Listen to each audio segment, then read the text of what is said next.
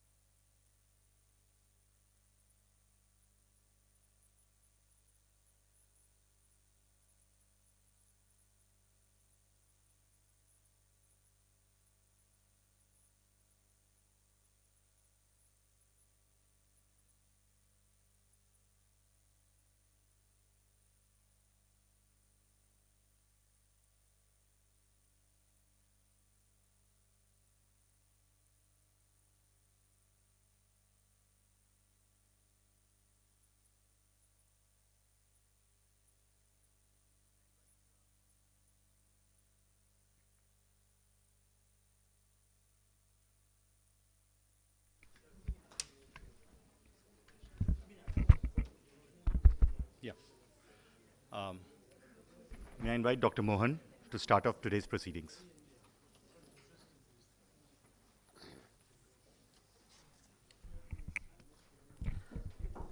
Thank you, Thank you, Lavish. Let me welcome you all to this special session on managing climate change strategy for India. While welcoming you, may I just remind you to put all your cell phones on mute or put them off, even better. Uh, so, my job is to just introduce our speakers and, of course, to welcome you all, whereas my colleague, senior fellow Lavish Bhandari, will be moderating the discussion. I'll just say a few words. We are, of course, aware of the huge importance of the climate change problem at all levels, that is, community level, city level, state level, national level, global level, and it is totally interrelated in the sense that this is one thing in which it cannot be separated, in the sense that there's not much that one particular place can do that will have a huge impact, and therefore it's very important for everyone to be involved in it. And there are huge climate change-related challenges ahead, and it is of the utmost importance, in some sense, for future generations, and also, I think, not just future generations, but given the age group I see here, for the current generation also. So, whereas India has been quite proactive on this issue, the task ahead is not going to be easy. We have a more difficult problem than developed countries, because not only do we have to manage the climate change, manage the energy transition with the appropriate investments, but also we have to do that in such a way that we continue growing, because our key objective obviously has to be growth, inclusive growth, greater equality, and so on. So we cannot be doing things for climate change at the expense of our growth. But at the same time, in some sense, we have to find ways of matching the two so that they are consistent. Moreover, with the Indian leadership of the G20 this year, it's both a challenge for us as well as an opportunity to both give our views, but I would also say to listen to everyone else, as much as giving our views to the rest of the world, but also to listen to the others and what we can do on our behalf. This is the problem has become worse over the last 1 year, because so many of the larger economies are grappling with the economic uncertainty that has arisen because the Ukraine war, that is, it has brought the new challenges. And given all the energy consequences of the Ukraine war, that the developed countries have become much more distracted by what they have to do for the immediate problems, and in some sense are distracted from looking at the longer term problems. We are now becoming aware as individuals, as people, that the extreme weather events are just increasing. Whether it's far away California, a huge flood, whether it's Pakistan, a huge flood, whether it's issues arising in Joshimath and so on, that it's just everywhere. Not something, at least in my memory, I can't recall this frequency of natural disasters. So one of the things that we should, I think, also take on board as we discuss in G20, that whereas it is clear that India and other developing countries may not have been responsible for a lot of the climate change issues that are taking place, but there's no question that we are, all of us, part of the solution. So we can't keep saying that, look, we didn't do it, so you do it.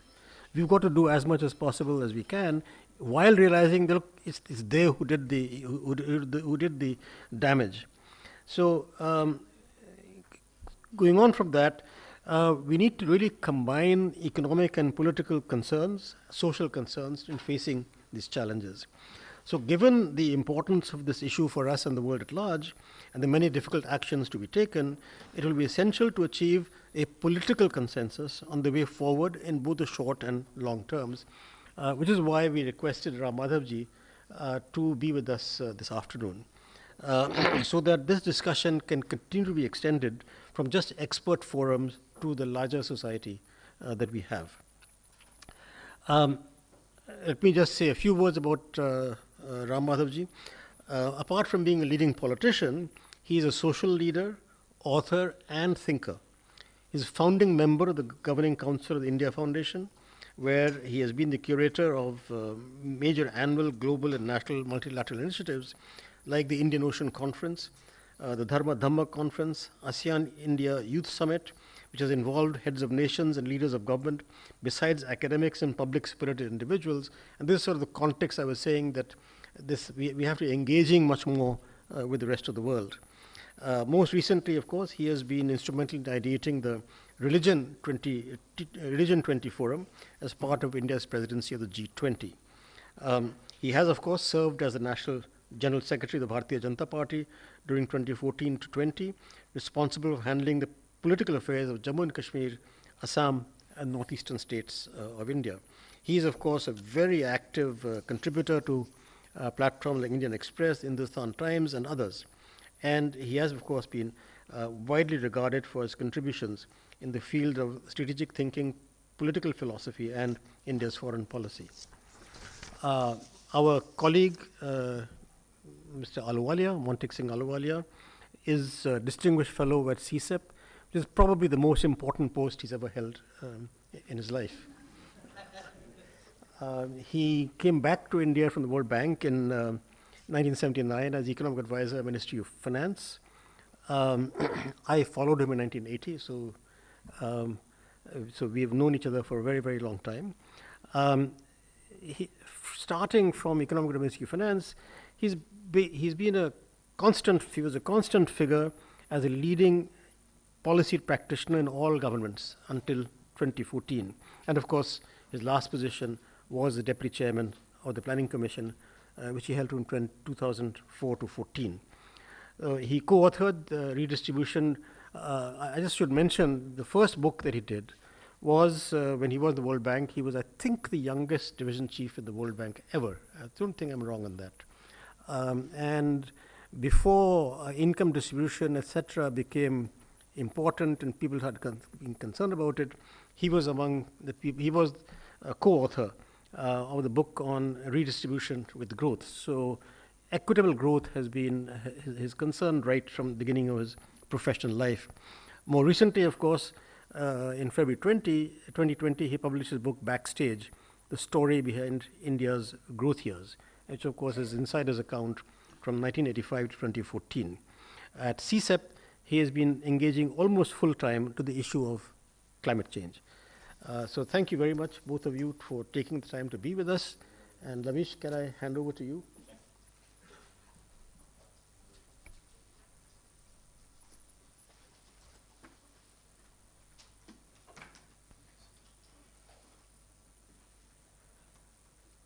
Thank you, Dr. Mohan. May I request Mr. Ahluwalia to make the presentation? Thank you. May I request you to make your presentation? Thank you, Rakesh, and thank you, Lavish, for inviting me to introduce the subject. This is a conversation, so it's not a long lecture, but I think maybe I'll speak for 10, 12 minutes. That will set out the stage. Now, Rakesh has already put the broad picture out that climate change cannot be solved by India. Actually, before that, let me say, it's going to affect India. Let's have no doubt about it, because the way things are going, we can expect a rise in temperature, a fall in agricultural productivity, flooding of our low-lying areas, definitely a change in the monsoon pattern, a change in the distribution of rainfall, which could actually mean long periods of drought and long periods of excessively heavy rains, all of which will impose a lot of difficulty. And the sad thing is that there's nothing we can do by ourselves that will change this. This will only change if there is a global response to tackle climate change. And that's happening in some kind of global format where we are also involved. Now, for a long time, the debate in India was, it's their fault, they should do it, why should we do it, etc. That train has left the station because we now, the Prime Minister has committed that we will get to net zero by 2070. Many people may think, will we be able to do that? But that's a commitment. And in fact, what they were saying is that we should commit 2050, and quite rightly we have said, look, you guys should get there by 2040, we will get there a little later. Indonesia has said 2060, we have said 2070. So I'm going to take that as fixed. It should be the national objective now. How do we get there by 2070? Now, those who feel that this is the wrong objective, we should have a separate seminar on that. I'm not going to address that issue at all. So what does it actually mean? I think the first thing we have to realize is that the world is not in good shape to achieve the targets that is claimed it will achieve. So let me just go through these slides a little bit. This is a new website on the global state of climate action, which is done by the Bezos Fund and a couple of others. And what they do is they track what is happening. So they're actually tracking something like 14 areas, and within them they have about 31 indicators. So they're going to track each of these for each major country, and based on that tracking, they will get a sense of how is the world doing. And I just want to summarize what the most recent presentation on this website is. That first, there is only one indicator on which the world is on track, and that indicator is private sector companies being transparent in how much CO2 they're going to be generating. That's the only one where the international judgment is that people are on track. And actually that is also true for us. I mean, they are of course looking at the whole world, but I think our bigger private sector companies are very conscious of this. And after all, when they go to Davos and all this, people ask them, what are you going to do about your CO2? When are you going to be net neutral? And many of our major companies have set company-wise targets to get to net neutral well before 2070. 9 of these items, which include, financial assistance to developing countries, removal of fossil fuel subsidies, changing new building regulations, share of electric vehicles. 9 of these are off track, but not too bad. I don't know what I do to take care of this problem. Excellent. I wish all the problems are that easily resolved, actually. Okay. No, that's fine. Just, yeah. 9 of them are off track, but, not too badly off track. 21 of them are well off track. In other words, they are pointing in the same direction, but the rate at which progress is taking place is so low that you're not going to reach your target. And 6 are actually moving in the wrong direction. So for the world as a whole, let's be clear, we're in bad shape. And I think between now and maybe the next couple of years in international fora, a lot of pressure will develop that what's the world going to do? Now, this will also be pressure on us. So we have to look at how do we perform in this kind of sectorally differentiated picture. So I've looked at the same thing from an India point of view. And actually, if you wanted to tell the story, what is India doing? The thing to do would be to ask, what are you doing in the power sector? Because power is 50% of the CO2 emissions in the country. And it's very clear what you have to do. You have to shift from coal and gas-based generation to renewable energy. Now, fortunately, the technology exists to do that. There are problems, we'll come to that later, but one is power. Second is transport, where instead of using fossil fuels directly to give energy to the vehicle, you switch to electric vehicles. Of course, this has to be combined with the electricity becoming renewable. There's no use having electric vehicles if the electricity generated to charge the batteries is all generated from coal. But I'm assuming these two things will go together.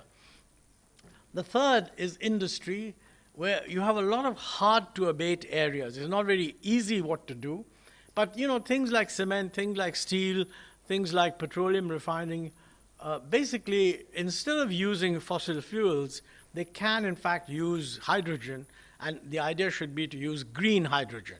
Now, green hydrogen raises another issue. That is, you have to have renewable energy to operate the electrolyzers which will produce the green hydrogen. So that has to be fed back into what you have to do in the renewable energy space. Buildings promote the use of energy efficient design and equipment. This is especially important for us because we're going to the stage of becoming hopefully a middle income country from being a low middle income country. And one of the first things that will happen is more demand for cooling. And frankly, if climate change is taking place, the demand for cooling will be that much greater. And demand for cooling actually means ACs, insulation, etc. There's almost zero thought being given in the buildings that are being constructed to make sure that they are energy efficient. And I think this is important for another reason also, and that is that our urban population at the moment is maybe around 450 million or so, and most people think it will go to about 700 million by the year 2050. So 450 million, many of whom are very poorly housed, maybe 150 million of them are poorly housed, have to go to 700 million, which needs a lot better quality of housing. After all, if the economy is going to get to higher income levels and so on.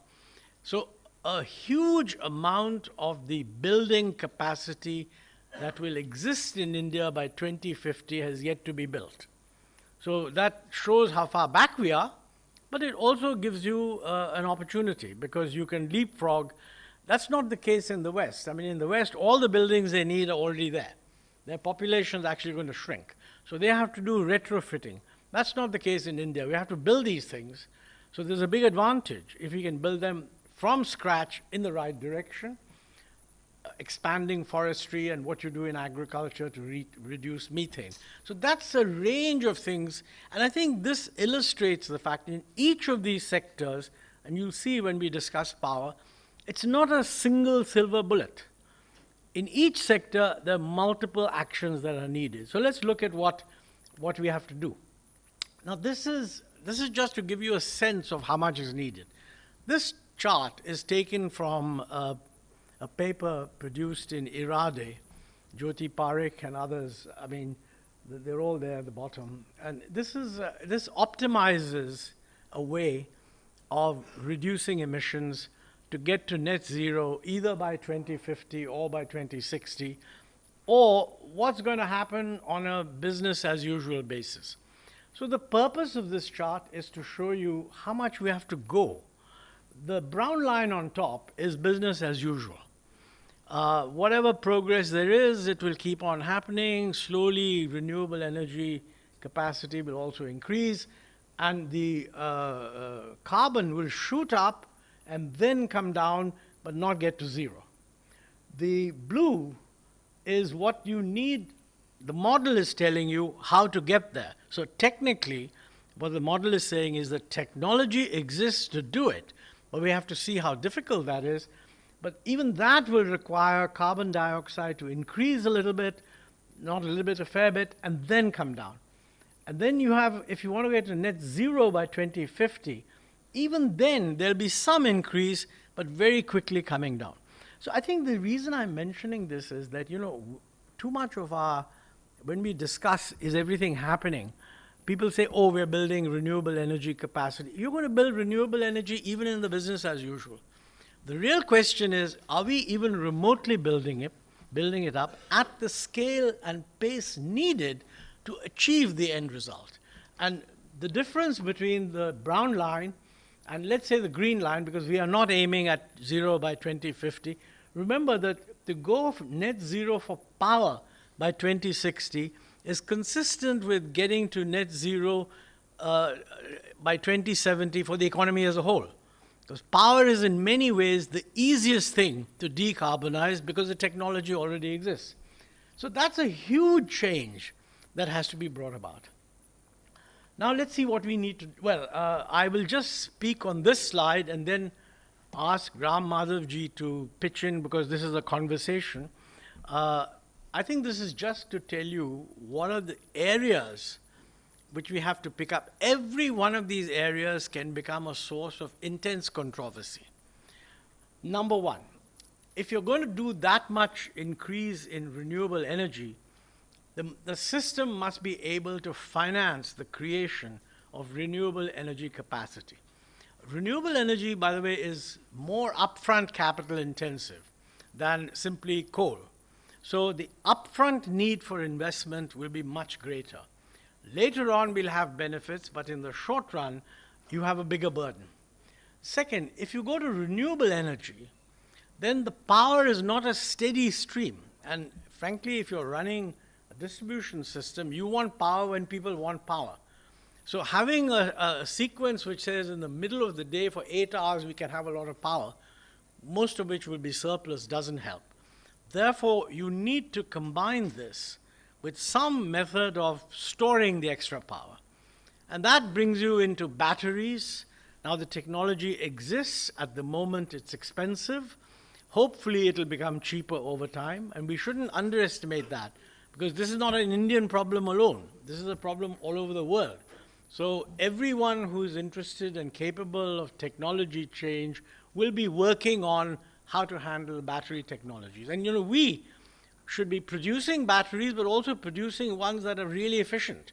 I mean, the worst thing to do would be to start producing batteries which are of very low efficiency and then get stuck with them for the next 30 years. So that's an aspect that you have to think about. When you build in batteries, then the power becomes more expensive because the cost of storage has to be added. And the present position is that if you could use renewable energy when it's produced, it's actually cheaper than coal. The problem is if you have to produce it when the sun is shining and then store it for when the sun is not shining, it becomes more expensive. So going down this route means either living with more expensive power, which also means in turn transmitting that to the users, or you have a real problem. So how we handle that is an issue. Linked to that is really that if you're going to have intermittency, you need to have much greater use of markets. So where there's a surplus, they can trade it with others, and it's not clear that our electricity markets are flexible enough to do that. We need investments to build transmission capacity. And unlike coal, where very often we take the coal from somewhere and put the plant where the electricity is needed, here, the electricity can only be generated in certain areas. And it will have to take into the rest of the country by setting up a transmission capacity. That will involve both physical planning and financial planning. Our distribution companies are the ones that actually end up paying the producers for power. And their financial position is terrible. Lots of good work being done in CSEP and others on what to do. But frankly, our record in being able to persuade people that you've got to get the distribution companies to a financially viable position is terrible. And so that's a huge political problem. I mean, you can't continue a system in which certain favored consumers get electricity free, both farmers and low-income consumers. The burden of that is shifted onto industry. And then industry says they've become uncompetitive, so then they start demanding PLI support.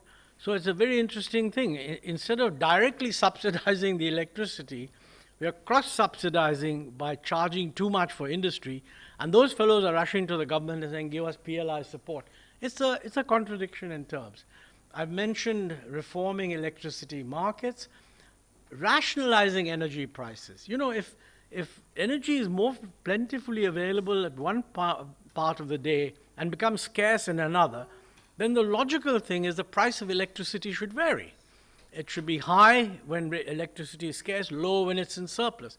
I don't think we have the systems that yet can do that. And a lot of development of thinking on the part of our electricity regulators will be needed. But most importantly, the state governments have to resist the temptation to intervene. This has to be depoliticized, if that's at all possible. We will then, sooner or later, we have to recognize and this is again politically sensitive, that, you know, net zero by 2070 means that we will phase out from power. The debate has always been, when do we phase out? And as that graph I showed suggests, that, you know, how much and how quickly you phase out is an open question. But without doubt, if you look at the possibilities, we ought to be planning on a phasing down of coal for power sometime towards the middle or later part of the next decade. This also means that coal production targets have to be adjusted downwards. And I mean, here, you know, whoever is in the coal ministry, unless you make them also responsible for producing solar power, I mean, very difficult for a ministry to say, my target is to reduce production by so many million tons over the next 5 years. But frankly, if you want to get to net zero, that's what it means. Now, I won't go on into this, and I'll just put this multiple sector screen. We have similar problems elsewhere, but I think at this point, let's convert it into a conversation. And Ramji, you can pitch in, and we don't have to, I don't have to go back there.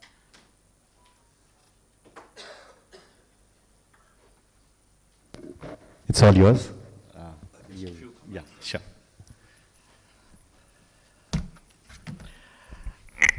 Thank you, Mr. Bhandari. Friends, namaskar to everybody.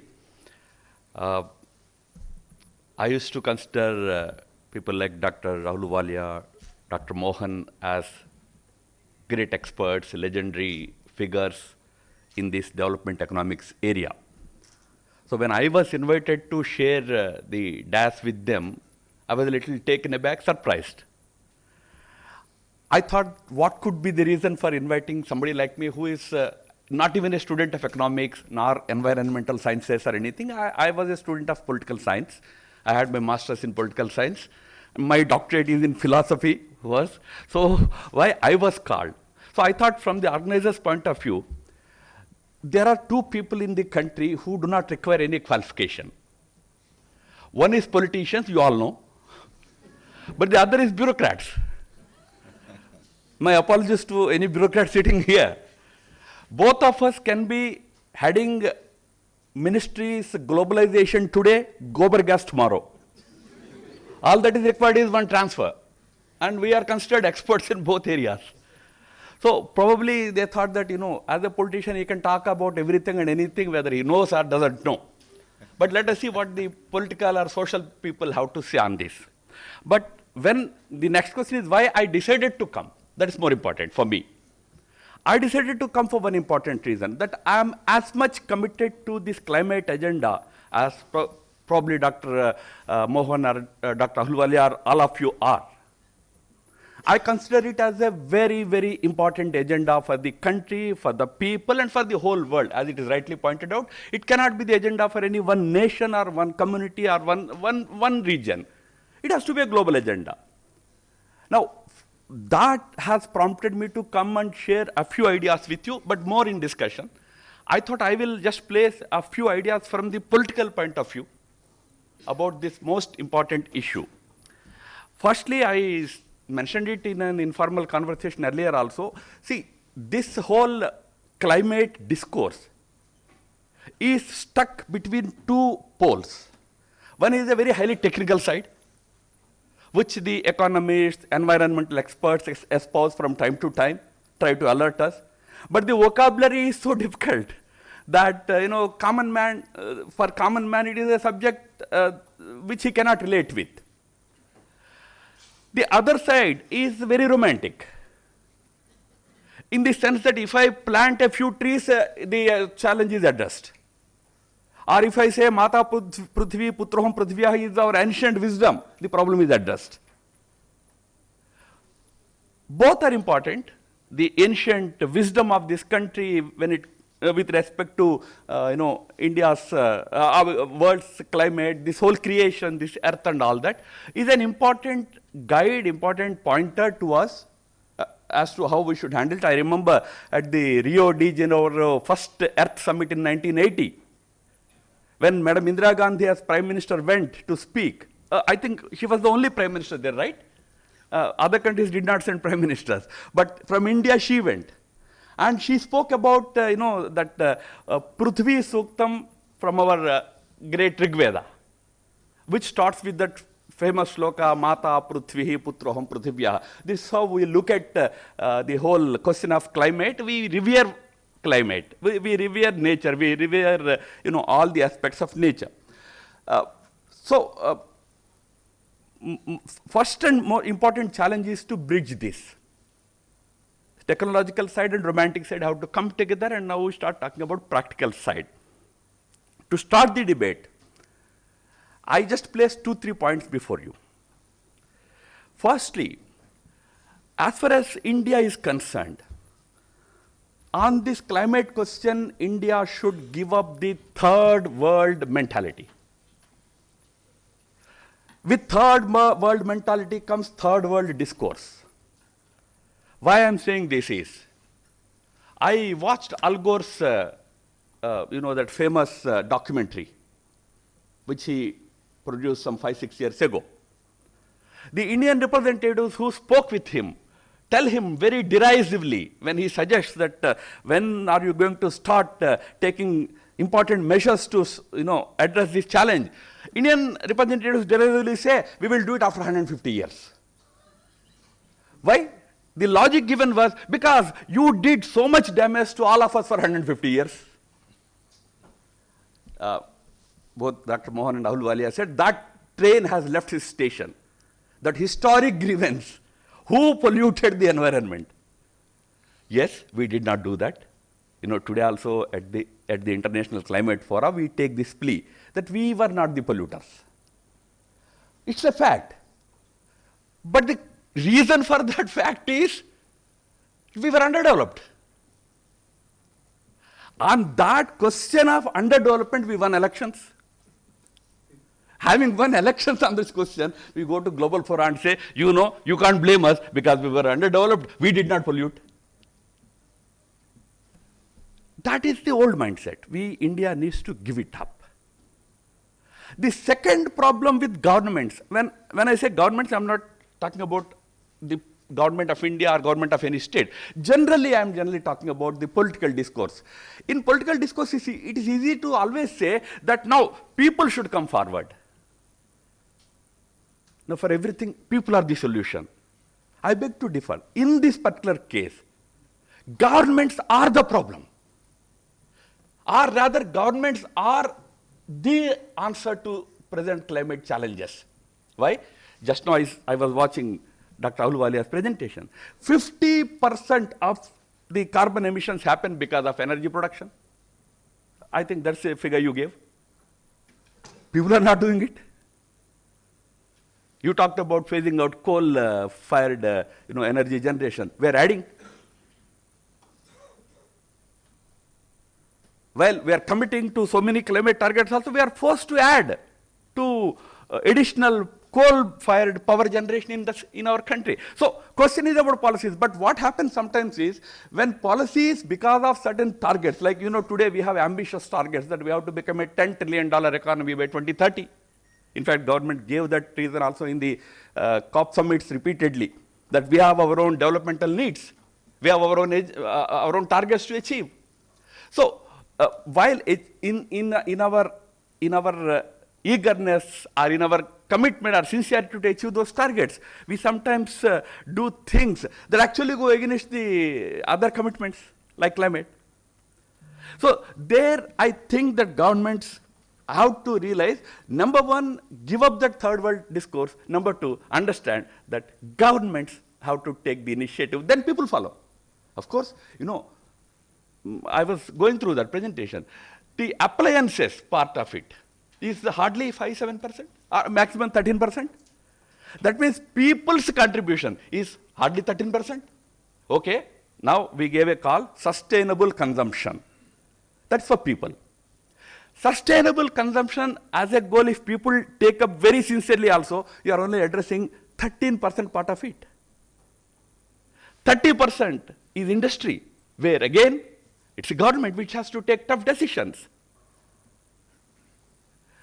Transport sector, a major polluter. In that, public transport, trains, we still have not achieved 100% electrification. We still use diesel engines in large parts of our railways.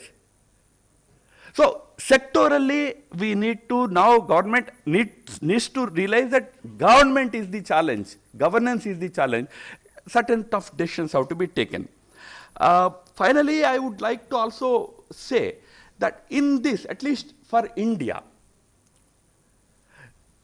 it's not just India which should be the playground, entire South Asia. Because we are so very intrinsically connected when it comes to development. Energy, we draw from our neighbors. Water, without neighbors, neither Ganga reaches us, nor Brahmaputra reaches us. South Asia as its playground, if India looks at it, in fact, many problems can become, so very easy to resolve. I will give you only one example and close. Take the case of energy. Now, it's a huge challenge to transition from today's majorly coal-fired energy generation to environmentally friendly energy generation, whether it is hydel or nuclear or biogas or I would say hybrid. In India today there are companies which are capable of generating hybrid power. Solar is not available round the clock, 24/7. But there are companies which can produce hybrid power. When solar is available, they will pump up water to a higher place like a hillock or anything, store it there. When there is no power also, they release that water, turbines run. It's called hybrid model. Now, we need to transition to that from coal-fired. For doing that, excellent opportunity awaits us in Nepal, in Bhutan. Between Nepal and Bhutan, together, they have a capacity to generate close to 100,000 megawatts of green power. That's how much? About 1,000 gigawatts. This is the capability available. We don't even finish our projects which are, 128 in Bhutan.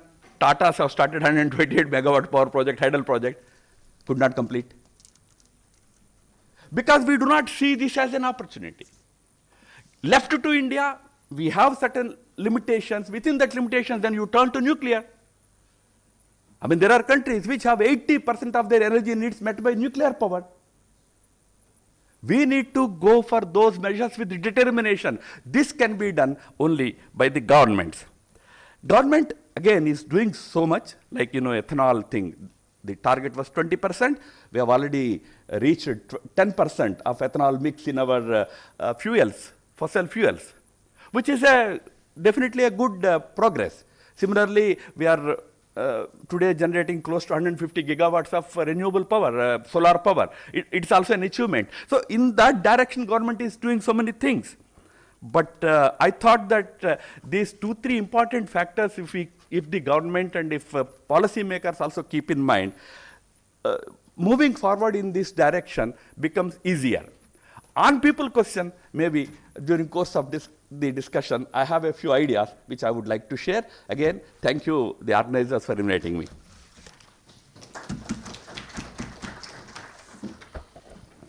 Thank you. Mr. Ahluwalia, I mean, there is this problem which we are all aware of, is that all of these amazing investment needs, which have been estimated by many different authorities, it will draw away from from the growth process. How would a government try to get around this or circumvent this challenge? Yeah. Is this working? Can I be heard? Okay, sorry. Yeah. I don't think I would view it that way because what we're talking about, I mean, for example, if you're going to have an expansion in electricity anyway, and you do need a huge expansion in electric capacity, then you're putting in renewable capacity. Instead of using conventional capacity, you're putting in renewable capacity. So the entire cost of the renewable capacity is not additional. Yes, there is an additional cost, and this has been calculated. roughly, it comes to almost 3% of GDP. And what this really means is that the domestic resource mobilization combined with some foreign resources should add another 3% of GDP if you want to achieve in a sustainable manner something of the order of 6.5%, 7% growth, while at the same time keeping the emissions low. So it does involve more investment than we have at the moment, but I don't think it's a level of investment that will make someone say, as a result, you can't achieve your growth objectives. The problem is you do have to do a lot of things which are politically difficult. I mean, for example, this is not going to be investment done by the government. It has to be by the private sector. You will not be able to get the private sector to invest in energy, whether conventional or renewable, if the distribution companies remain broke. So the question is, do we have in mind a reform program that will enable our distribution companies to pay for the increased electricity we want, whether from conventional or renewable power? It's a little more costly if it's renewable. One of the other difficult choices, really, should we have a carbon tax? Now, the present position is that renewable power, if you don't bother about the balancing, has become cheaper than coal-based power. But if you introduce the cost of balancing, it becomes more expensive. So why would anyone take it? You could force people to take it, but then you would have to pass on the cost in terms of higher energy cost through the electricity system. Alternatively, you could introduce a tax on carbon. That would actually make renewable energy preferred. I mean, I don't want to go into the details on this, but if you were to put what is currently called a reasonable social cost of using coal, in other words, the cost that it imposes on society in the form of a tax, people will switch to renewable electricity even if it's more expensive. And in addition to that, during the period that coal is still being used, you'll get a lot of resources. And those resources can be used to compensate people who are otherwise being hurt by the change. But is someone willing to impose a carbon tax or no? And that's not easy to do. So I think you can list in that list of sectors that I showed, you'll find that there's a large number of actions that have to be taken in each sector.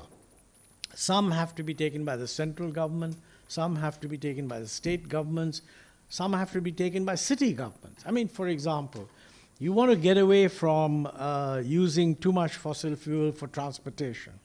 Now, the solution is you have to have much more public transport than private transport, and whatever private transport there is should be EV, electric vehicles.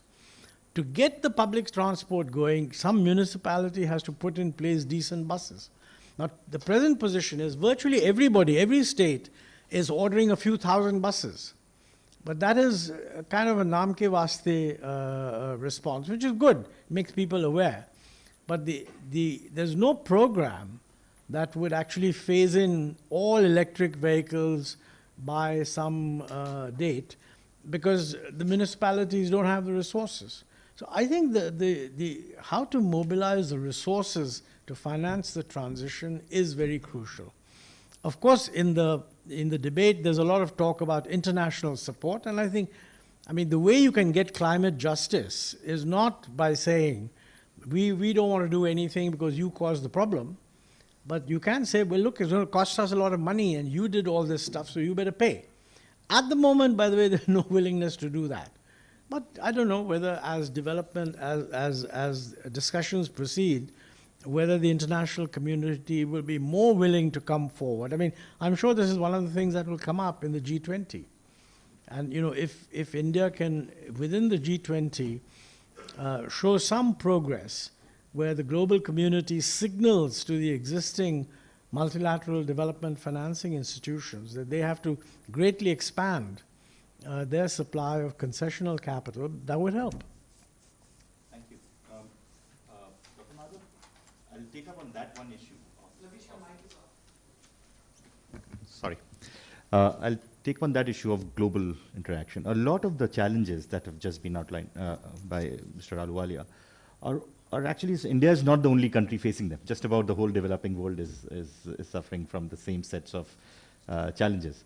Now, in your interactions with the global, in the various global forum, you would also have come across the same level of concerns. How do you think India can bring about some sort of a global cooperative alliance on this?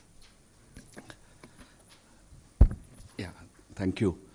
See, India at the COP summits, successive COP summits, has been talking about climate justice, equity, questions of climate finance, technologies that help this transfer from fossil fuels to renewables.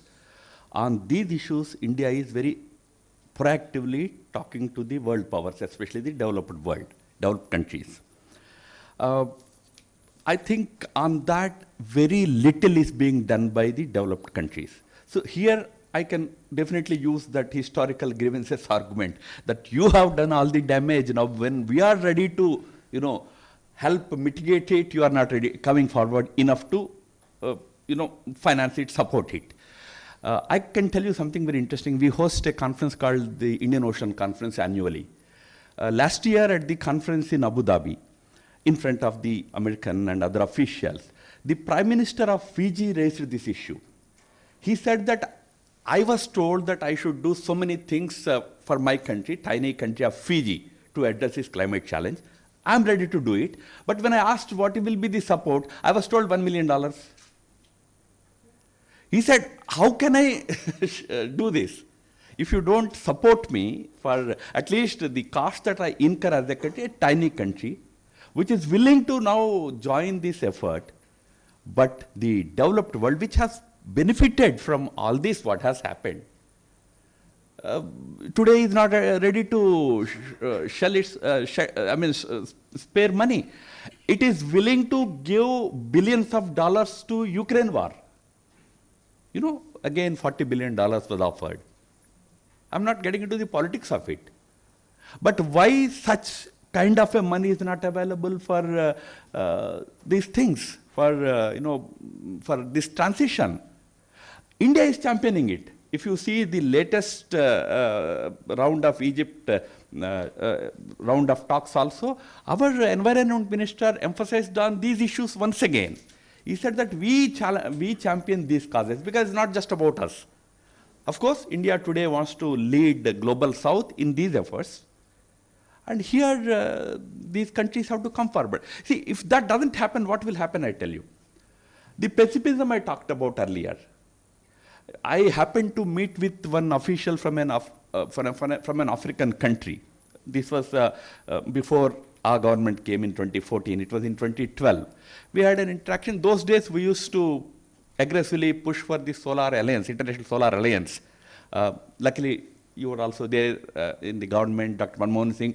They took it up subsequently. So we used to talk with anybody and everybody from these African or Latin American countries. Whoever we meet, we used to tell them, why not we form this Solar Alliance. When we mentioned it to him, he said, sir, if you are interested, you do that. But please don't drag us into it. This is a conspiracy to keep us backward. These developed Western powers have achieved everything by exploiting all our resources. Now, when we come forward to do certain things to develop our countries, they tell us, no, don't use this power, don't do this, please go back to renewables and all that. The whole agenda is to keep us backward for another 50, 100 years. No, this may not be true, but this is the mindset.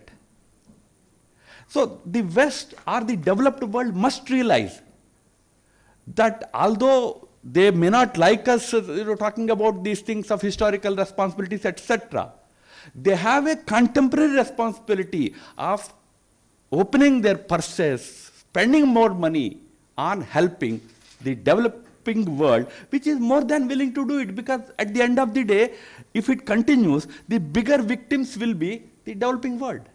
We, India, Bangladesh, Indonesia is today forced to build a new capital. And I'm told, billions they have to spend over next 50 years to build that new capital. So we are the victims of it. In fact, I was coming back from East Godavari district in Andhra Pradesh. I just came back. So there yesterday, some very important industrialists and all came and told me that the government has now sanctioned a coastal road project, and by the projections of the environmentalists, by the time it is completed, it will be submerged. Because the levels are rising. They have been telling the government, don't build. But government says, no, this plan was sanctioned 3 years ago. Now we can't change. That's why I said, no, we sit in the government. We just don't bother. For us, it's pushing off a file. So this is the consequence of all this. So I think in the larger interest, the West has to now come forward more liberally in these aspects of climate financing. Not only financing, I think the technology aspect of it. We don't have the technologies. And forget about countries like India, we can still develop our own technologies. Many countries in the world, smaller countries, they cannot afford to have their own technologies. West has to now release them from their financial controls and all. Thank you. Mr. Ahluwalia, this point that you had talked about was on the costs part of it.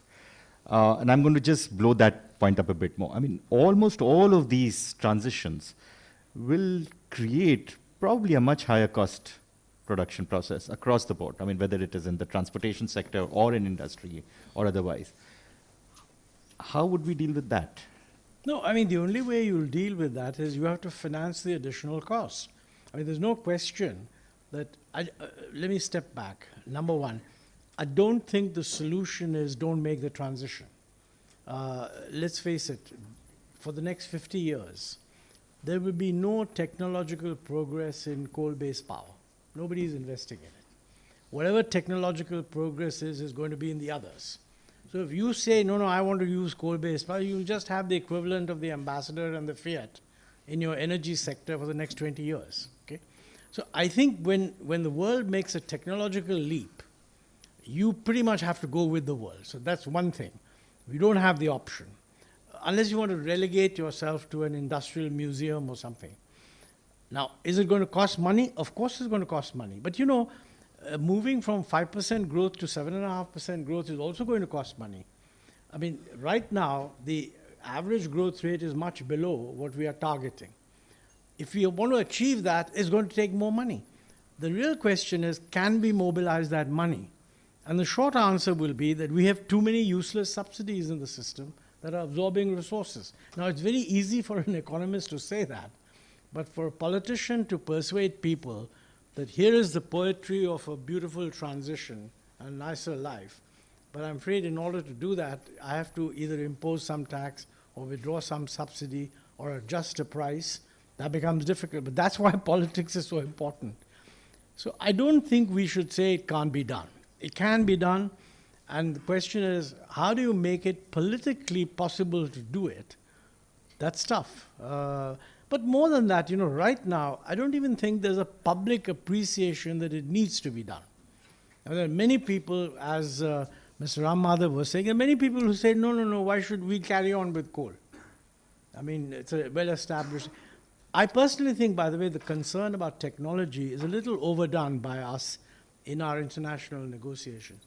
There is no evidence that there is a restriction on the flow of these technologies. See, it was very different in the case of nuclear technology in the old days.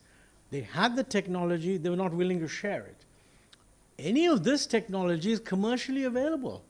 If tomorrow somebody comes up with a better solar cell battery or a solar cell that can be used to capture solar energy, it'll be commercially available. It boils down to what's the cost, and should the cost be subsidized? That's a fair point. And most probably they will be willing to do some subsidy by concessional resource provision to the very low-income small countries. You know, this whole push for aid is only going to benefit the very small countries. But the idea that India, you know, soon to be the third largest economy, is going to be the recipient of aid is not, I think, credible. But there's no reason why multilateral development banks can't provide long-term capital on reasonable interest rates. And that is, I think that must be what our government is now pushing them in the G20 and so on. Other governments are also doing the same thing. Even the US Treasury Secretary said that we need trillions and we are talking about billions. Now that means that there's a recognition that that's what we need. I think the World Bank people have been asked to come back to the finance ministers in whatever, April or something, with a solution. How do they expect the bank to respond? Maybe what they will suggest is not enough, maybe we should push for more. But I think there's a good chance for movement in that area. But yes, there will be more costs. But the solution really will be you have to get rid of dysfunctional subsidies. I mean, one of the biggest problems that all these countries have is that they included have still a lot of subsidies on fossil fuel.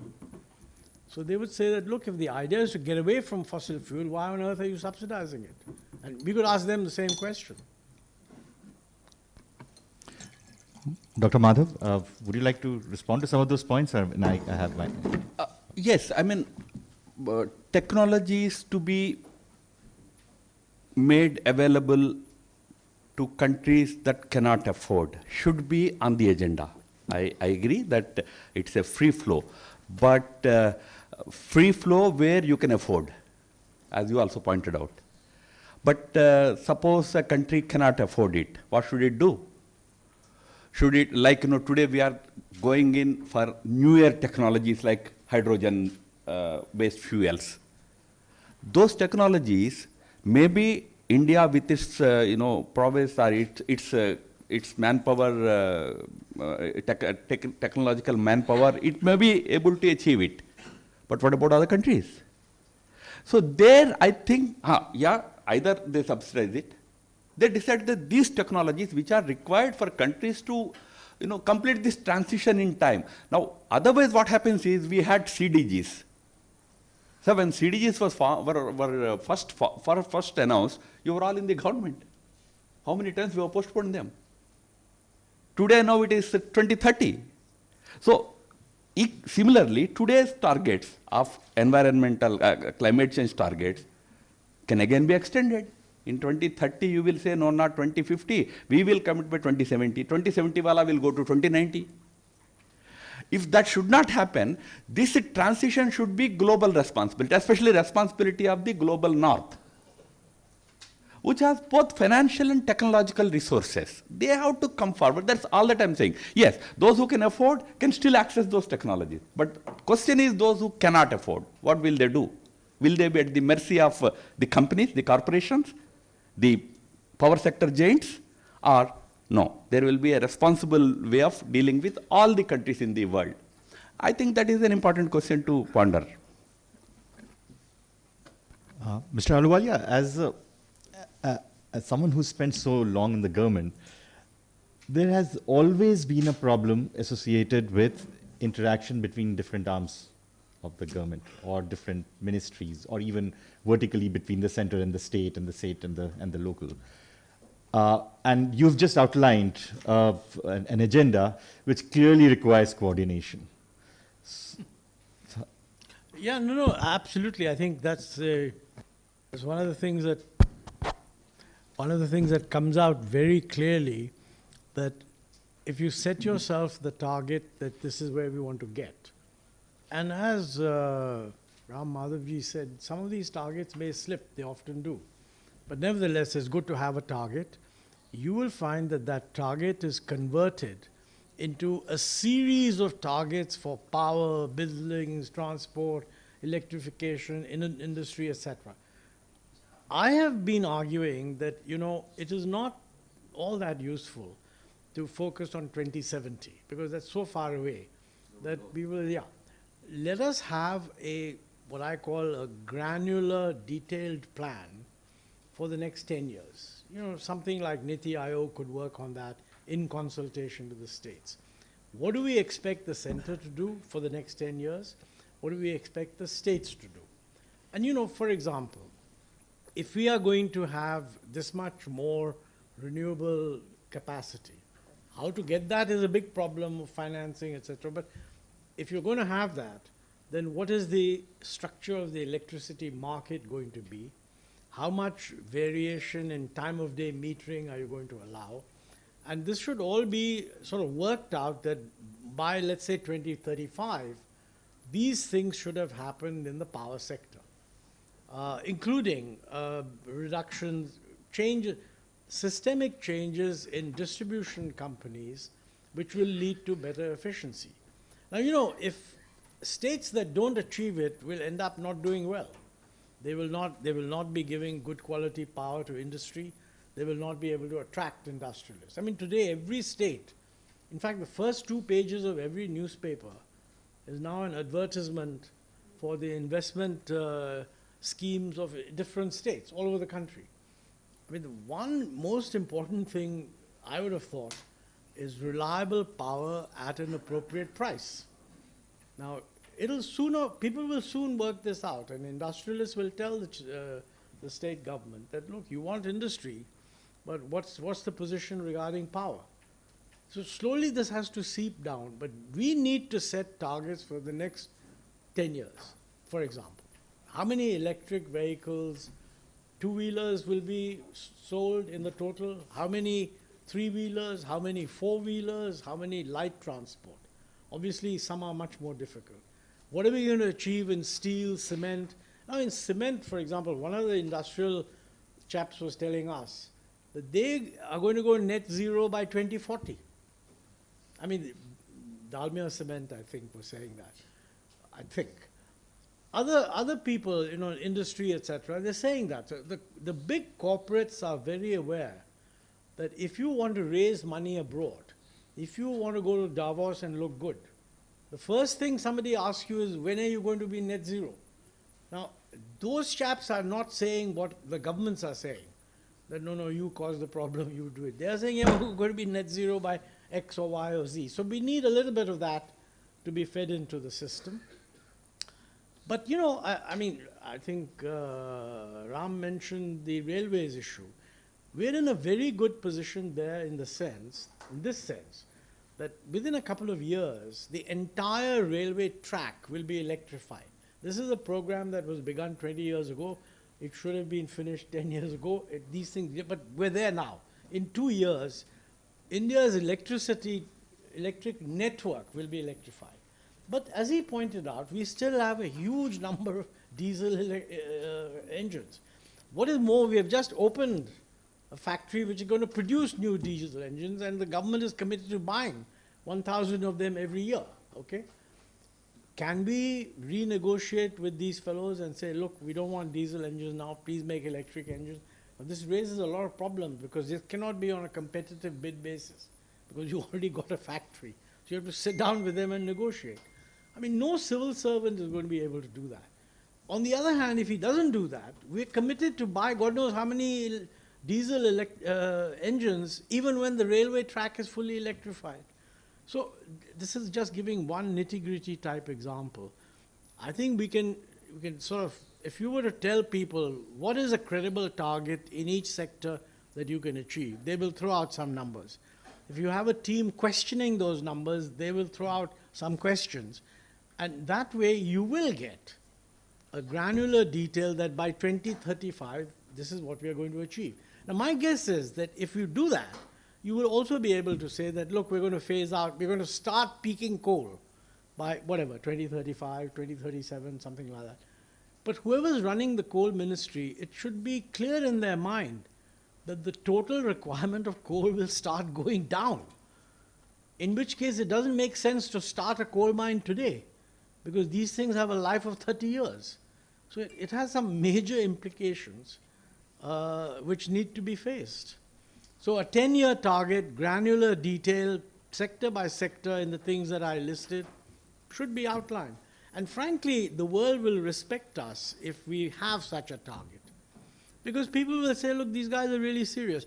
Then we can go and tell them that, listen, this is what we want to do. Are you willing to pay? I mean, for example, if it's going to cost $200 million to convert our diesel engines into electric engines, it's very fair for us to ask the Western countries, how about funding that?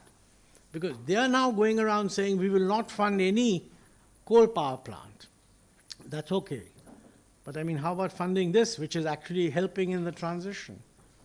But for that, nothing can happen unless we go down to granular targets. Otherwise, we're just talking in the air. Yeah. Certain good practices, because you talked about inter-ministerial coordination and all, certain good practices have started. Credit should go to the previous government of this concept of GOMs, group of ministers. And I know that in the present government, for this climate-related issues also, there is a GOM working. So ministries, related ministries, they come together, and the Prime Minister's office regularly monitors it. So with a very targeted approach, the GOM works here. So those issues like better coordination among the ministries are largely being taken care of.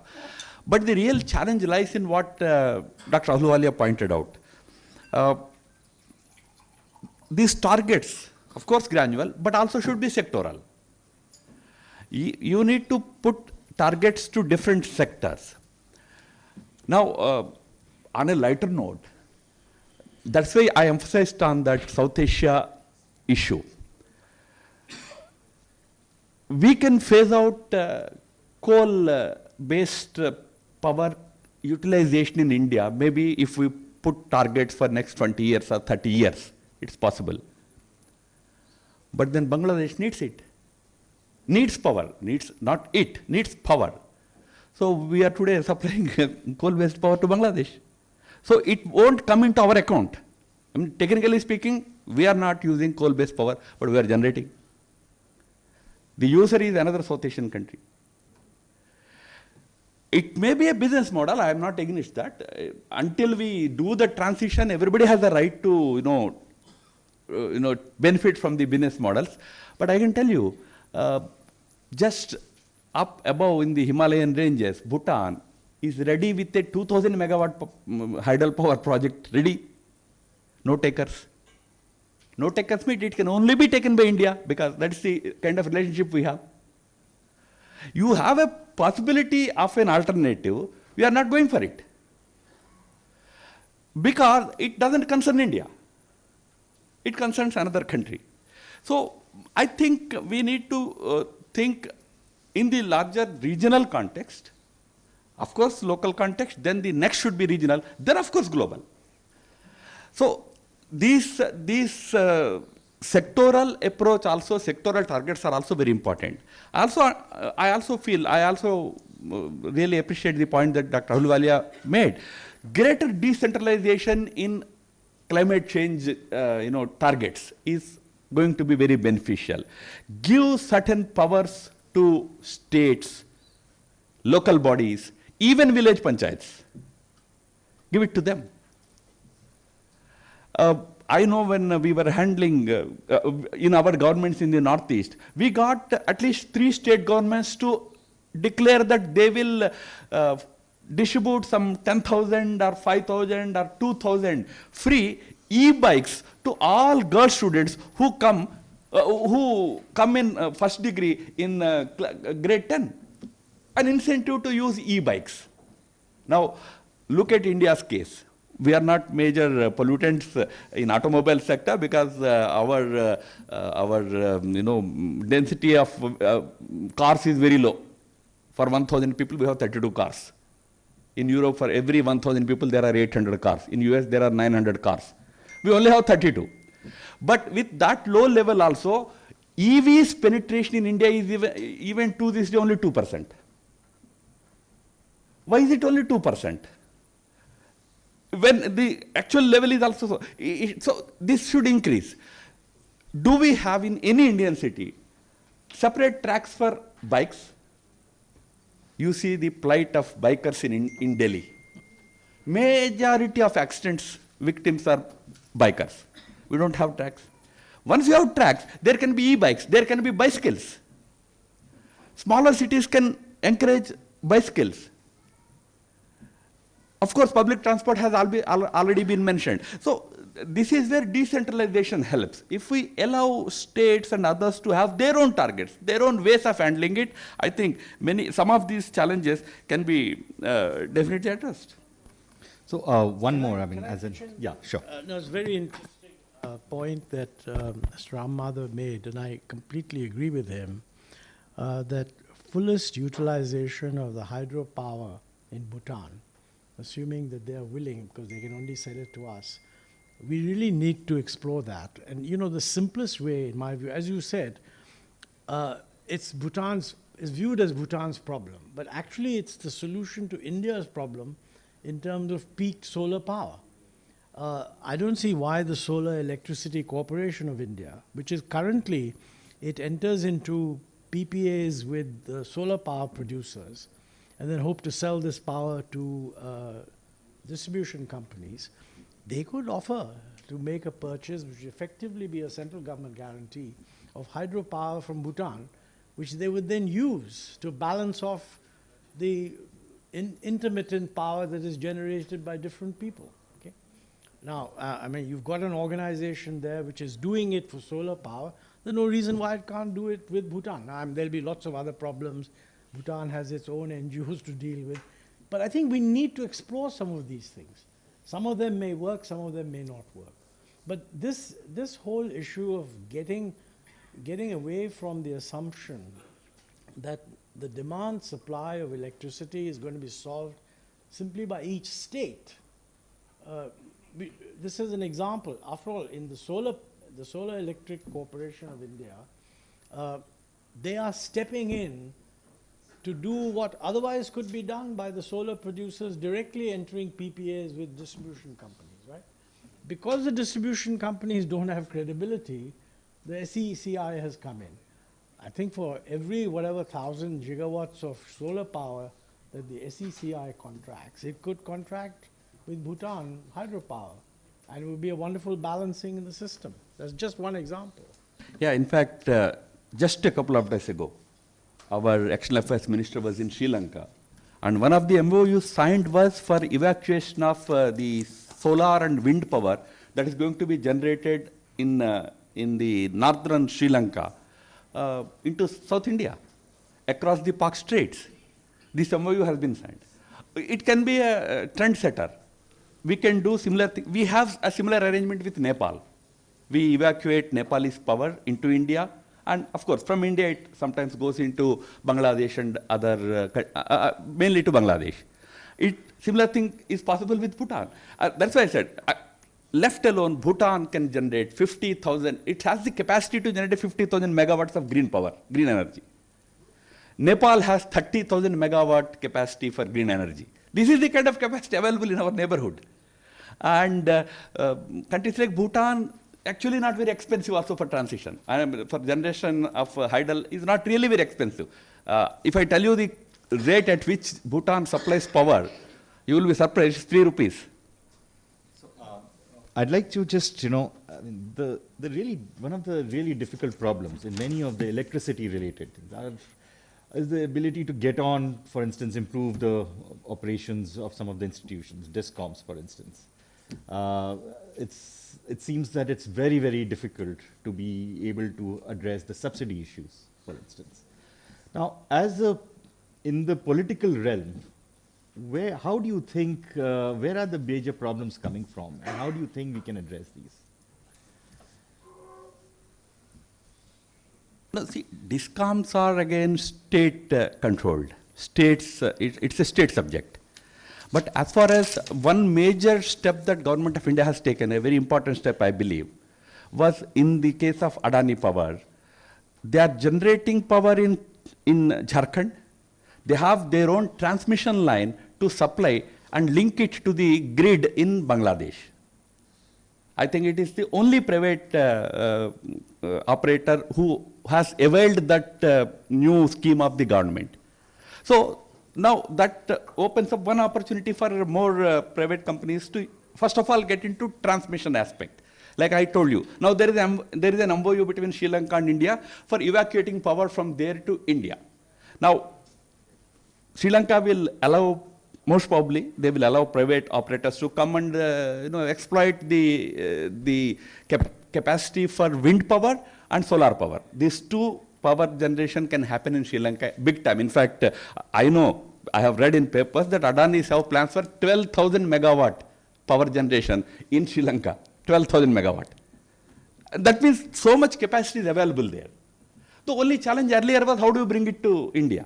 Because that country, the whole requirement of that country is 200 megawatt. The whole more. Yeah, but I was talking about a far more specific question related to this whole about the discoms, and how does one reform in that space? You see, in discom area, private operators came. In Bombay, in Delhi, they are also facing problems. So once private operators come, they should be able to handle. It is expected that they handle it better. But they are also facing problems. They are also going bankrupt. Mr. Ahluwalia, would you have any this thing? I would just one round and then this we'll one, ask I Q&A. completely agree, and I have said on many occasions that state governments should aggressively privatize distribution. You know, I mean, I was recently in Ahmedabad, and I think Ahmedabad distribution has been taken over by Torrent. They're running it quite well, there's no problem. Bombay, exactly the same. Delhi also, the two companies that are running it, they've seen a huge decline in the, the commercial loss, transmission and commercial loss that used to be incurred. I think it went down from 45% to 7% or so. So, absolutely clear, it should be privatized. And you know, I'm not saying necessarily that they should privatize the whole thing.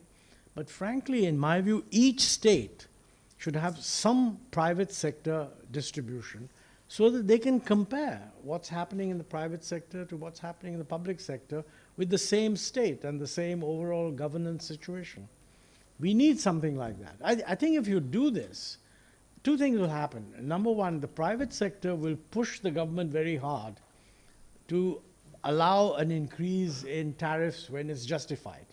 Whereas at present, politically, state governments more or less tell the distributors, etc., not to ask for higher tariffs because it's easier to keep the tariff low and incur a loss and then keep, electricity charges low. So if you want to inject a little more commercialization, put it in the private sector. That's my view. Mr. Madhav, any comment that you'd like to make, and then I'll throw the floor open for a Q&A. Okay.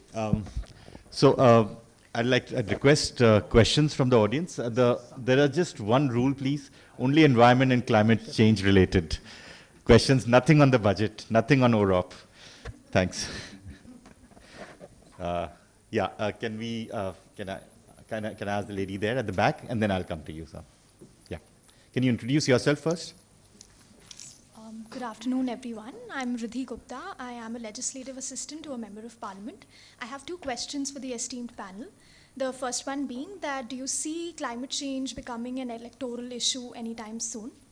And my second question is that there seems to be a mismatch between the intention and the implications of certain environmental interventions that the government takes. For instance, eco-tourism being promoted in, say, the Aravallis or in the Andamans, and there is reported ecological loss because of that. So what is the reason for this mismatch, and how can we prevent it? Thank you. We'll go around, we'll take three questions, and then we'll... Why don't you bundle them together? Yeah, exactly. Yes, please. You have the mic in front of you, so you can just take.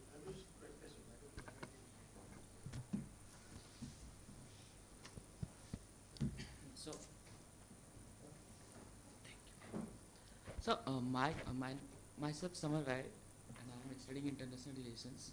So my question is, since the very inception, when this all climate change conference COP is started, why we were not able to,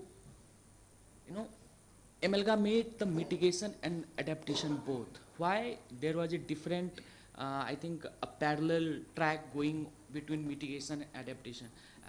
Because mitigation was much focused upon, but adaptation was not. Why did this thing happen? Because now we can see irreversible, IPCC report is saying that irreversible damage. We have reached to that stage where climate change is self-perpetuating. Okay, point well taken. Yes, please.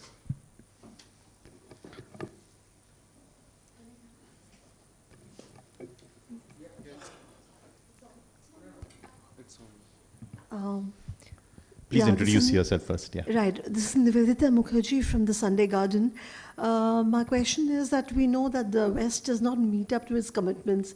I mean, they don't walk the talk when it comes to financial commitments, and India has huge needs in this regard in terms of climate financing. So what is a way forward? Do we have a plan to attract the big pension funds and other such resources? And, what about our own internal, do we see a plan of action for some kind of a green, green financing over here, bonds and other things? Thank you. We'll just wait. Dr. Madhav? Okay, will it ever become an electoral issue? It's a very good question. So far, no. You know what are the electoral issues nowadays. But it is definitely an important governance issue. To that extent, at least, I know that the party to which I belong, we always made it an important part of our manifesto. We always had a section for climate change, then we made certain promises, commitments, which have also been tried to be fulfilled in the last 8 years of this government. So parties at least have to be sensitive to this challenge, and parties should continue to sensitize the people. So maybe at some point it also will become an important electoral issue. Eco-tourism is actually a two-way thing. One is, yes, there are certain challenges, there are certain strong objections from groups, whether it is the locals, like sometimes in the case of tribal, sometimes tribal groups, sometimes local villagers, sometimes as we have seen in the recent protests by the Jain community, the religious groups, people have different kind of responses to some of these initiatives taken. So they are both ways. So in some cases where there is scope for greater tourism potential, there courts come into the picture. Courts don't allow things to happen. They will come up with some kind of an environmental question. Some NGO will go to court and that tourism project is stalled. But this is an ongoing process. I see it as a good thing because this is in the process creating greater awareness in the people about the need for preserving our ecology while pursuing our targets for development, whether it is tourism development or any other development. It's an ongoing process. We will definitely find a solution to it. Mitigation versus adaptation is an important question from the futuristic point of view. On this question of climate, as it is rightly said, the damage that was to be done has been done. Now there is only mitigation remaining. You have to do whatever you can do now, at least to retrieve the situation. But what about the newer things that are coming in, newer technology? Today, artificial intelligence is coming, or other technologies are coming. There, can we now start thinking about both adaptation and mitigation go together? Do we also understand that what will be the implications 20 years, 30 years, 50 years hence down the line? There, the tragedy of today is, we don't have philosophers in the world today. We only have experts, field experts, our governments, our multinational corporations who decide what they want to do, but there are no philosophers who will say, okay, this is not good for after 50 years. That's where philosophers' role comes in. We don't have philosophers today. The result is all decisions that have far-reaching consequences today, genetic manipulation activity that is happening today is what was happening to internet 20 years ago. We did not try to control it then. We did not try to go deep into it and regulate it then. Today, it has become a major challenge. Now, after 20 years, we are coming out with IT rules. But again, that's another problem. You can't mitigate it. The damage that was to be done has been done. So, genetic technologies are going to create similar kind of situation for us 20, 30 years from now. But nobody is there to talk about those things. So, today adaptation and mitigation about the present challenges is very important, then at least those will not become demons after 30, 50 years. Lastly, this question of how if the West or if the developed world doesn't come forward, what do we do? That is what is a lot of discussion happened within the government. I know about it, about what should be our target before the COP. Whether it is 25, 26, 27, what should be our target for zero emissions? So there was this discussion that when we become 100 years, 2047, we should be able to become zero emissions. But then there was also a realization that no, you can't do that, because with the limited resources available for this transition, can we achieve it? So that is the reason why we are much, our target is 2070, we are even behind countries like Indonesia, countries like China, or some of our neighbors. The reason is the same. We don't have enough resources for this transition. We have all the intent to do that. The government is, Prime Minister is personally committed to it, but you need that support. That's why we have set a slightly distant target. Mr. Ahluwalia, would you like to respond to any of these three questions? I think, is there a specific thing you want me No, not specific. Anything else that you'd like to add on? No, okay. It's just a tough, it's a tough world, and I don't think we've seen the end of these issues. I think what we need to do is to keep an open mind and accept the fact, let's accept some things are done. That is, we must have a trajectory that gets us to net zero by 2070. Let's work out what that is, but let's work it out in a way in which in the next 10 years, people understand what the specific requirement is during that period. And I think the more this is debated and discussed, there will be any number of problems with each one of these things, but it's only if they're surfaced and discussed both ways that we'll come to a solution. The only point I want to make, maybe just draw attention, what I said right at the beginning, I think the argument of transfer of technology is a bit of a red herring. But let's look at this. When we say technology, what does it mean? Suppose tomorrow in the West, they discover an electric vehicle with a battery, which actually is twice as efficient. What is it that we're asking them to do? Give us a blueprint so that we'll produce the electric vehicle and the battery? Are we asking them to suspend IPR rights on that? What are we asking? For the smaller countries, they're not in a position to produce these things. So what does the demand turn out to be? Are we saying you should subsidize these things? Because, one of the problems about giving the technology is that many countries, many people will argue that we've developed the technology, we give the technology free, some other country then uses, which is much more developed, it may not be that country itself, uses the technology to sell the stuff to this country at a cheaper price. Is that the idea? So I think we have used this formula, you must transfer technology. It would be I would like to see from people what exactly do we have in mind. I remember in the UPA time, used to make the same, Ministry of Environment and Forests used to make the same argument. And I recall saying that, look, please try to understand. We're using the Airbus 320. There's a huge technological advancement which allows it to reduce the fuel use in the Airbus 320 by a certain amount. What are we asking them to do? Are we asking them to buy our old Airbus 320s and give us the new ones free? Are we asking for the patent details of the new technology and we'll produce the Airbus ourselves? It's not very clear to me what we are asking. That's the important question. Just comment.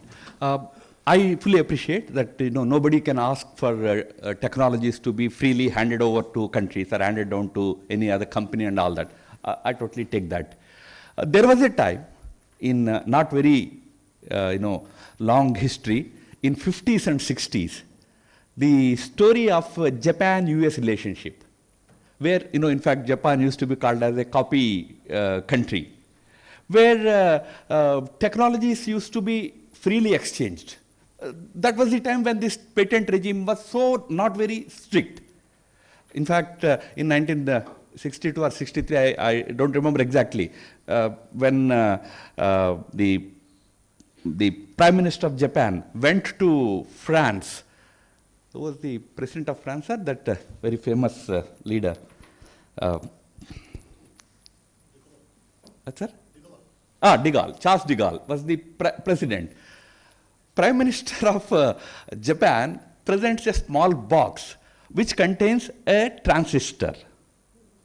And de Gaulle dismisses it. And in fact, very derisively tells his colleague, you see, this salesman of a transistor came. 10 years down the line, Japan became the major transistor supplier for the US. And that transistor technology was given to Japan by Texas Instruments, TI. Those days, it was thought that let Japan develop it, produce it, let me use it. And between Japan and America, that arrangement worked. So some kind of an arrangement where technologies are available to you, that you can produce. Okay, there has to be an economic model. I totally agree with you. It cannot be just that you develop technology and give it to somebody on charity. Nobody will do that.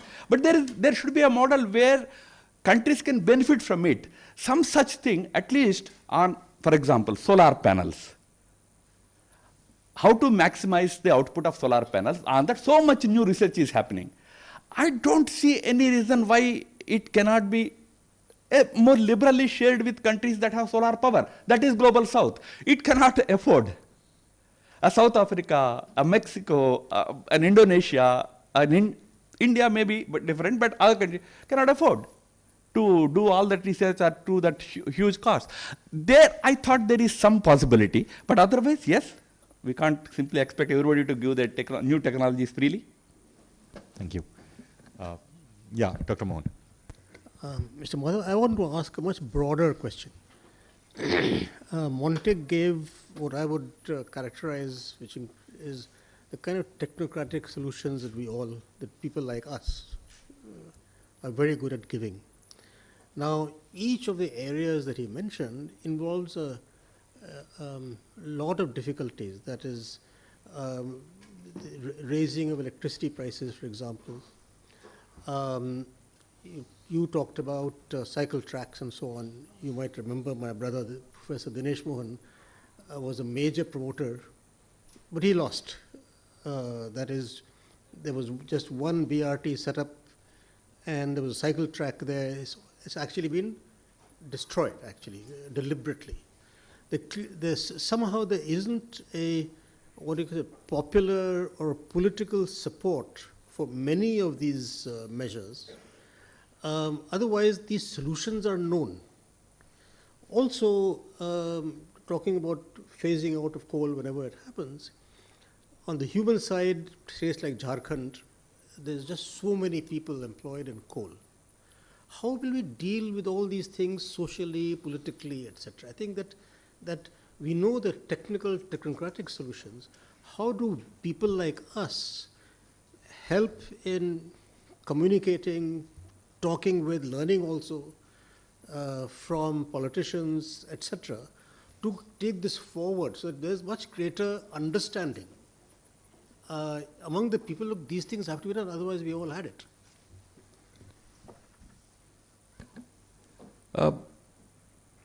I have some experience with the present government. Based on my experience, I can tell you that there is a lot of receptivity to these ideas. What can be done to further mitigate this challenge of climate, changing climate challenge and all that. But I also sometimes feel that certain very simple things, when it comes to sustainable consumption aspect, we generally talk about a couple of things. I made a very strong pitch for two things. First was, can we have different time zones in India, so that we can at least save the energy that is spent by government offices, public institutions. You operate when there is full sunlight, right? So I suggested that let us have a separate time zone for Northeast, so for example, because Both Bangladesh and Bhutan, abutting northeast, are half an hour ahead of us. Their time zones are half an hour ahead. But when you cross those two, when you go to Guwahati, you are again back to your time zone. If you do that, maybe evening 4 o'clock, normally government offices function up to 5. But by 4:30 it starts getting dark in half the year in northeast. So you can save that much energy. There was some discussion. It was felt that it might become a big political issue. Then Mamata Banerjee may say discrimination against Calcutta, Bengal. So how do you decide where to draw that line? If you decide that, okay, Bengal onwards we will do that, Mr. Nitish Kumar may say there is a lot of discrimination against Bihar. So certain political challenges are there. Then we suggested the other alternative. Okay, you can't do that. Why not have office timings advanced? In Assam, offices can start at 8 o'clock. Why at 9:30? These are some of these things, easier things that can be done. They also will have some big impact on these energy consumption challenges and all. But having said it, there is definitely a lot of commitment, intent, and responsiveness in this government to many new ideas.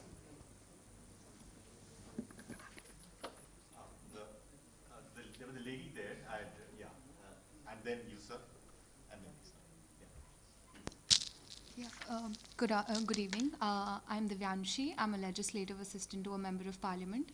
So during my final semester of economics honors, I remember coming across this concept of the Copenhagen consensus, where in the original one, the 2004 decisions, out of the 10 major world challenges that were given to 8 economists selected, global warming and climate changes as issues were on the bottom part of the priority list, stating the reasons that the costs outweighed the benefits.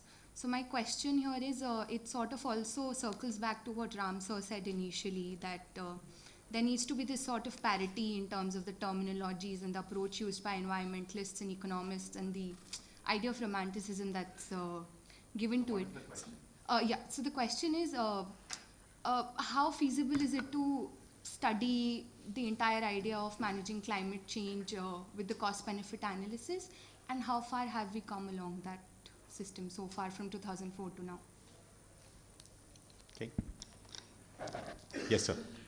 Yeah, Mr. Madhav, the way you people are trying to establish that Indian contribution is very low in carbon emission compared to West, don't you think it's a conspiracy from the West to disrupt our Indian growth? Okay. Yes, sir. Just two small points. Can you introduce yourself, sir? Yeah. Director, India Foundation. And first point to Dr. Ahluwalia, who talked about these diesel locomotive factories which have been established at a time when we should be graduating to electric. Now, these locomotives are, to the best of my knowledge, are diesel-electric locomotives, where actually transformation from diesel to electricity is not very difficult. It doesn't really require too much of modification, because basically the diesel engine generates electricity to move the motors. But a question that I have is that one of the major pollutants is congestion in traffic. And that's because of our cities, our urban conglomerates getting choked. Nobody is talking for new urban centers, actually. In a few decades back, we used to talk about decongesting cities. Today, there is a political competition as far as legalizing the illegal colonies is concerned. There is actually a competition. Each political party actually takes pride in how many illegal constructions or colonies have been legalized within NCR itself. And now, with that sort of a thing, are we doing something about urban planning as far as decongestion is concerned? Because that would reduce pollution, at least the vehicular transmission and pollution, to a very great extent. So Thank you. One question, sir. Sir? Yeah. K.K. Roy Chaudhary, my question is, what is going to be India's strategy in case of EU cross-border border adjustment mechanism acts against our trade?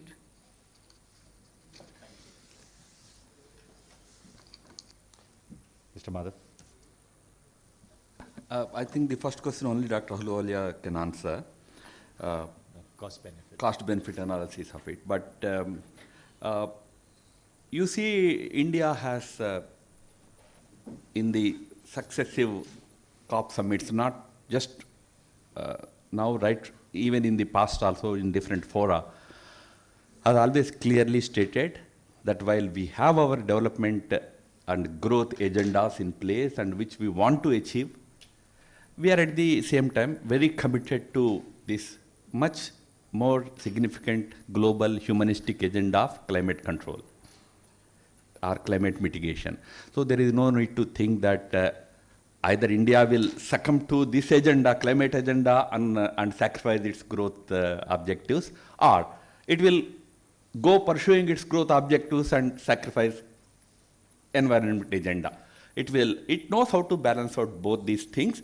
That's why I said we took our time even to announce our targets. There was a lot of pressure on India to not go that far until 2070, at least commit to 2050. There was a lot of pressure.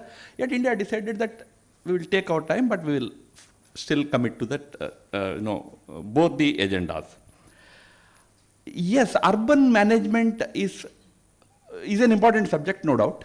And what was pointed out is also true, the clogging of the cities. I remember when in Hyderabad, Chandrababu Naidu was the chief minister, there was a decision to build 26 flyovers in the city to ease out the traffic.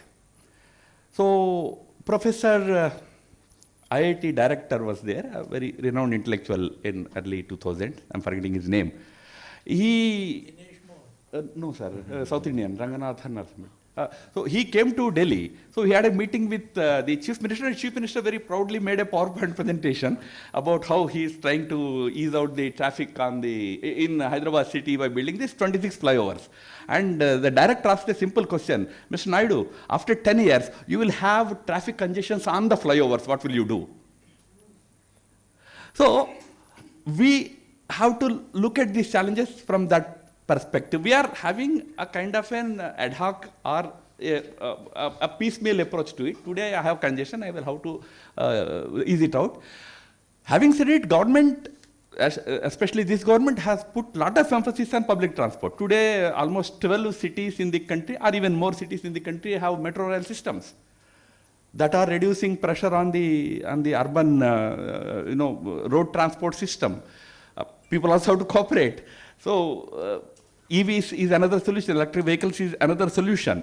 But more importantly, what Mr. Bansal is pointing out is also important, that a shift from this concept of city influx to going out of the city. In fact, my brother is an architect in US. So he tells me that new architectural concept is not to create downtowns in big cities. The downtown concept, which started in the 1960s, it is now no longer the in thing in architecture.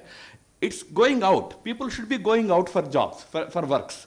So create hubs outside in different directions so that people go out, don't come into and cram up the city. So we need to also think about such solutions where certain particular group of activities can go in some direction. And most of the developed world, capitals are not in big cities. Capital governments function from some remote places.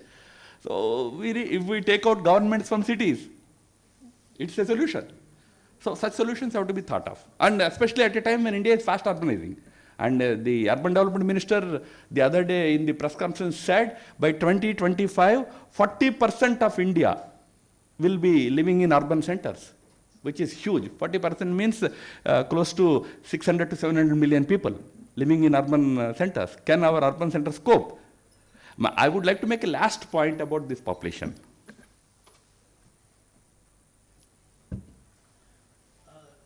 Your mic. Responses?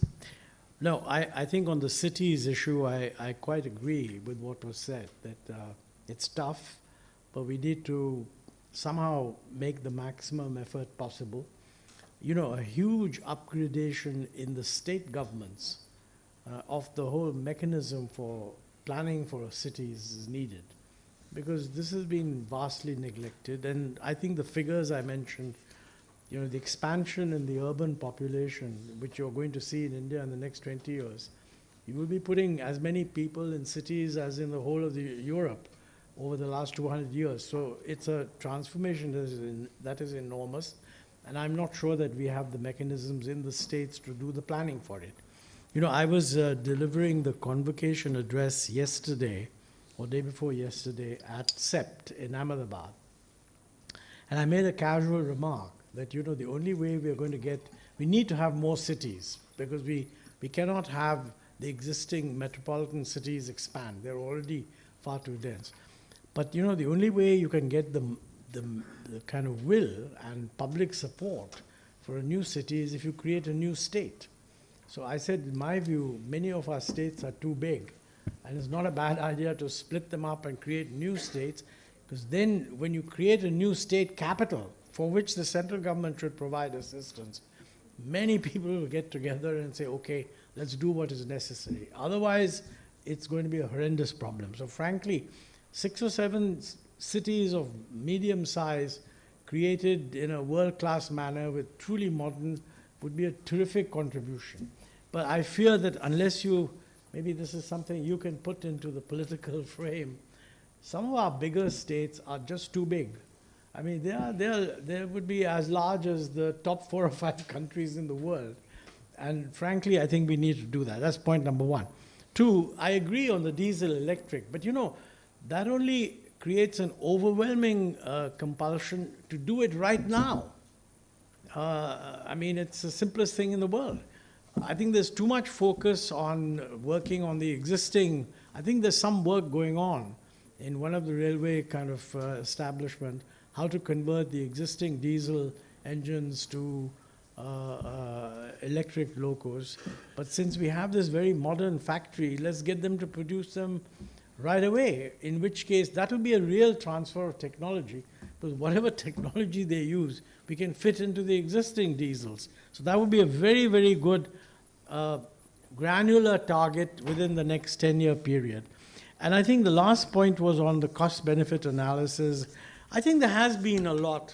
I mean, a lot of work has been done. And, it's overwhelming that the cost-benefit is in favor of preventing the kind of pollution that we are seeing. Usually the argument was that we should not get rid of CO2 generating coal stations, because the benefits in terms of CO2 are to the world as a whole, not to us internally. But the pollution benefit is to us internally, and that benefit is huge. I mean, according to some studies, we are shortening lives by about 6 to 7 years per person, the average life per person, because of the pollution. So I think there is cost benefit. The real problem with cost benefit is a lot of the benefit is external to the individuals who decide these things. It's internal to the country. But our record in other cases of dealing with these things is very poor. I mean, take, for example, excess use of groundwater. I mean, the cost benefit on that is very well known. First, we give free power to the farmers. We don't charge them for using water. Water is a natural resource. There's no royalty on it, nothing. And the system is one that forces them, encourages them to extract as much water as possible. As a result, the water level in Punjab is falling by so many centimeters a year and threatens converting the place into a desert. This has been known and documented for the last 25 years. But somehow we don't seem to be. I mean, logically you would think that the biggest movement to change this would be from the population of Punjab, but there's not.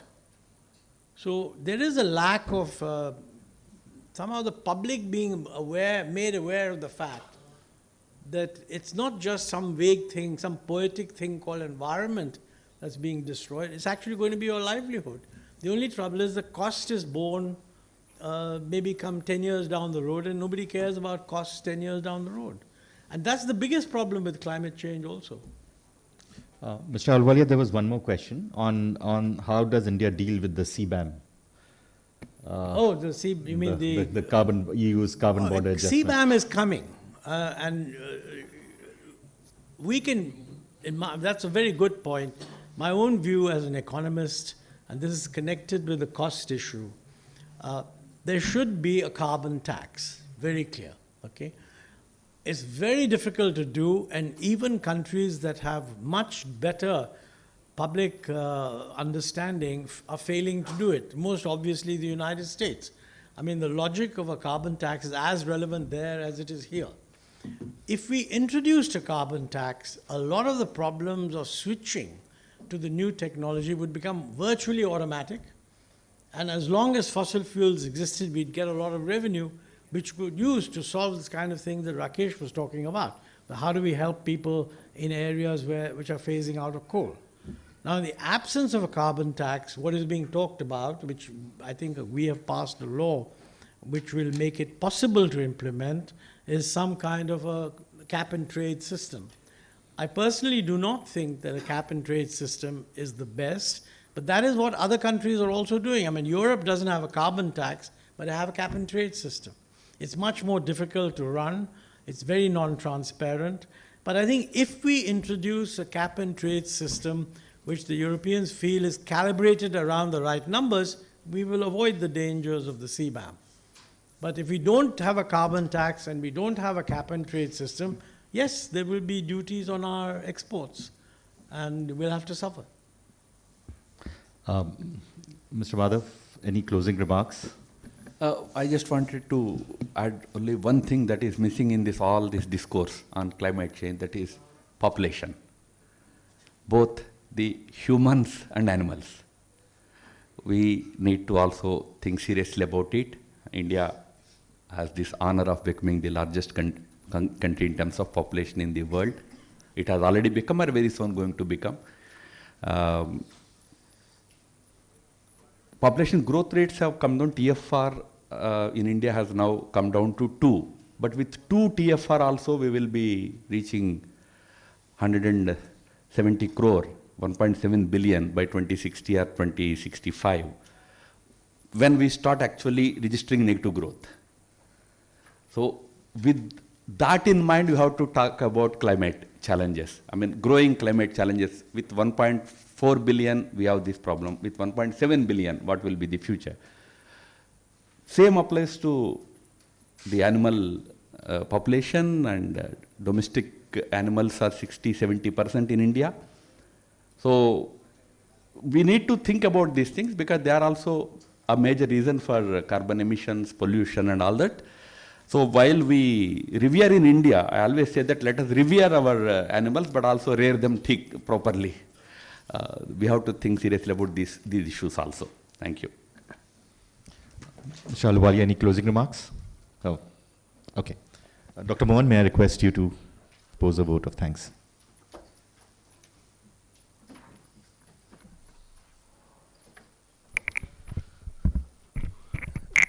Thank you.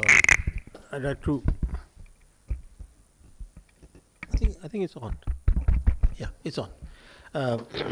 Dr. Madhav, it's extremely kind of you to have taken the time, 2 hours, to be with us in this discussion. I hope that we can continue these kinds of discussions, not just in this subject, but other subjects. Because as I said, our organizations are basically technocratic. What we try and do is do the best research that we can on different issues. So at CSEP, we're also doing a lot of work on human development, health policy, minerals, mining policy, which almost no one else is doing, but is connected to what the discussion that we've been having, many other areas. So the issue is always how to communicate what we find in ways that we're not just talking to our friends, so to speak. Not that you are not our friend, but so thank you very much for taking the time, and I hope that we can continue and we can take your help in such activities. Montek, as always, thank you so much for taking the time, for doing all the work you're doing, and your sort of passion for climate change. I hope that if there's even 1% result of your passion, the world will be a different place. And Lavish, thank you very much for organizing this and for moderating this.